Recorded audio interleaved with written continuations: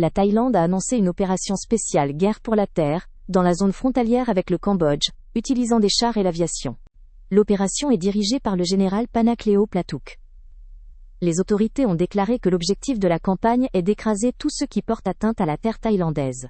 Selon les autorités, l'opération est une réponse aux actions du Cambodge perçues comme une violation directe de la souveraineté du pays. Le 24 juillet 2025, le général Panakleo Platuk a été nommé commandant de l'opération de riposte contre le Cambodge. Ce jour-là, les forces terrestres ont officiellement lancé l'opération Yuta Bodin avec l'utilisation de forces terrestres et aériennes. Le nom de l'opération se compose de deux mots. Yuta, signifiant bataille ou art militaire, et Bodin, qui signifie terre dans un sens royal élevé. Ensemble, le nom signifie une opération de défense résolue de la terre et reflète une réponse juste à l'ennemi. La devise de l'opération. Écraser quiconque mettra le pied sur la terre thaïlandaise, pour la terre, pour le peuple, pour l'honneur de la Thaïlande.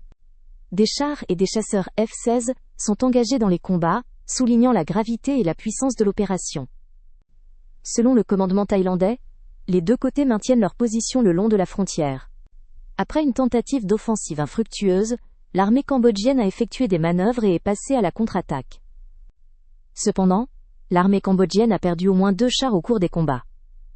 La Thaïlande, de son côté, a lancé des frappes de représailles, y compris des attaques aériennes, renforçant la pression sur l'ennemi. Aujourd'hui, la Thaïlande a frappé 8 sites sur le territoire cambodgien, y compris les temples de Tamoan Tom et Takrabay, ainsi que les régions de Phnom Throb et Vialantri. Des armes lourdes ont été utilisées lors des attaques, notamment des chasseurs F-16 qui ont largué des bombes dans la région de Chamkarchek, province de Phra Vihear. L'armée cambodgienne défend pleinement son territoire et ne craint pas les envahisseurs thaïlandais, montrant sa détermination et sa volonté de repousser les attaques. L'objectif des attaques thaïlandaises est de s'emparer des terres cambodgiennes, ce qui pousse la communauté internationale et la Cour de l'ONU à se pencher sur le conflit. Le Cambodge a l'intention de porter l'affaire devant la Cour internationale, confiant en sa victoire et en la justice de ses revendications. Les autorités thaïlandaises ont fermé tous les points frontaliers avec le Cambodge après plusieurs semaines de tensions et d'affrontements ayant causé la mort de plusieurs civils. À 8h20, les militaires cambodgiens ont ouvert le feu depuis le territoire en face de la base MUPA, obligeant la partie thaïlandaise à répondre. La partie cambodgienne utilise des armes lourdes, y compris des lance-roquettes multiples BM-21 et de l'artillerie de calibre 122 mm. Ces bombardements ont causé de graves dommages aux maisons des civils, aggravant la crise humanitaire dans les zones frontalières. Les habitants et les infrastructures publiques le long de la frontière, y compris les maisons d'habitation et le centre de développement de la zone frontalière dans la région de Kapchong, province de Surin, ont souffert de l'aggravation de la situation. La partie thaïlandaise a évacué la population civile des zones touchées. 3 personnes ont été gravement blessées, dont un garçon de 5 ans, et une personne est décédée dans la communauté de Panom Dongkrak, province de Surin. En raison de l'aggravation de la situation, le niveau de sécurité à la frontière a été relevé. Auparavant, le 2e niveau était en vigueur, avec des restrictions de temps, et de nombre de personnes pour le passage frontalier. Maintenant, les mesures ont été portées au 4e niveau. La fermeture complète de tous les points de passage frontaliers, à la frontière thaïlandaise-cambodgienne pour protéger la souveraineté et la sécurité des habitants des zones frontalières. Un représentant chargé de la sécurité a indiqué que le Centre de coordination temporaire a renforcé le contrôle, non pas pour fermer, mais pour lutter contre la criminalité transnationale et protéger les frères et sœurs dans les régions frontalières. Compte tenu de la situation actuelle, la Thaïlande est contrainte de fermer divers points de passage frontaliers afin de préserver l'intégrité territoriale et la sécurité des populations dans les zones frontalières. Malheureusement, le soir du 23 juillet 2025, un incident impliquant une mine antipersonnel s'est produit dans la région de Chongan-ma, province de Ratchathani. À la suite de l'explosion de la mine, 5 militaires de l'armée royale thaïlandaise ont été blessés, ce qui a aggravé la situation et augmenté le niveau d'alerte. Le ministère des Affaires étrangères continue de suivre l'évolution de la situation et coordonne les mesures de sécurité pour prévenir de nouveaux incidents à la frontière. La communauté internationale condamne fermement l'acte de violation de la souveraineté et de l'intégrité territoriale de la Thaïlande, ainsi que la violation de la Convention d'Ottawa. Le conflit suscite une vive inquiétude parmi les pays du monde.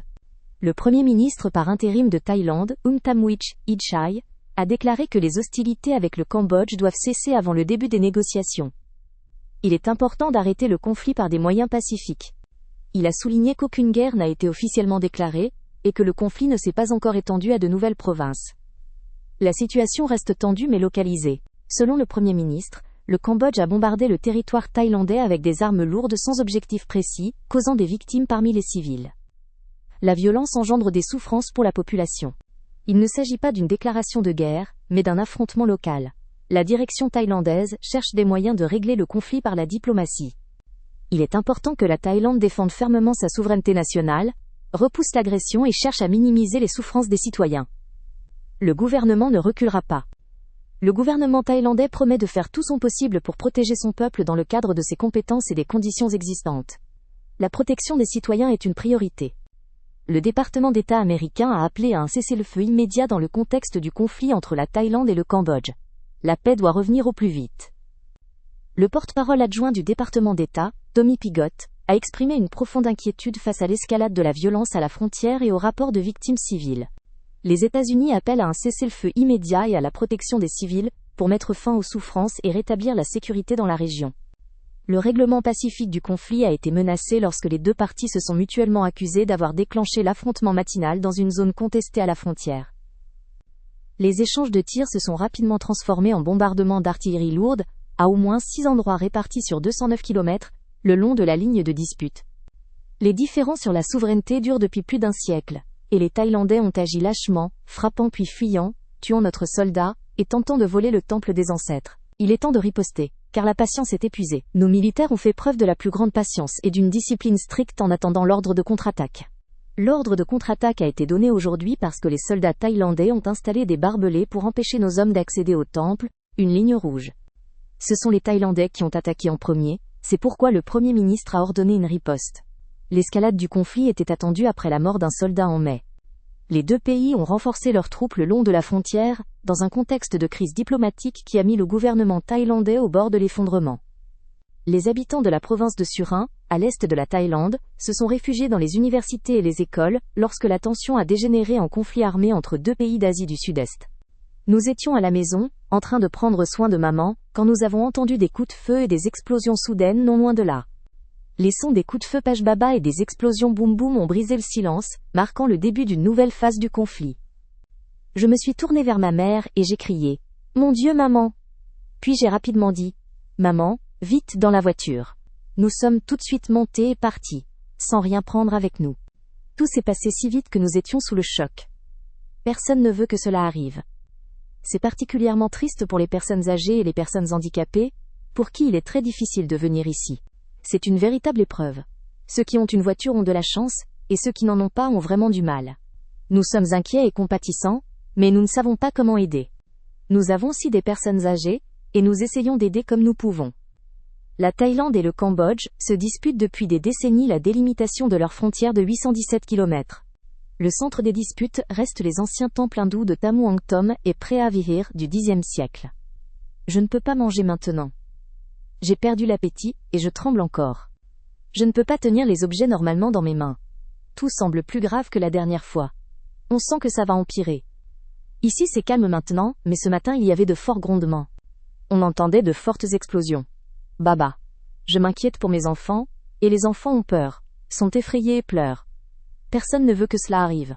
Nous avons besoin d'unité, car tout le monde doit vivre d'une manière ou d'une autre. Moi par exemple je fais des petits boulots pour soutenir un peu ma famille en ces temps difficiles. Je suis sincèrement désolé pour tous les soldats qui travaillent et risquent leur vie pour la paix et la sécurité. Leur exploit mérite le respect et la mémoire de chacun d'entre nous. N'oubliez pas de vous abonner à la chaîne un jour, de liker et d'activer la cloche pour ne pas manquer nos nouvelles vidéos et rester informés.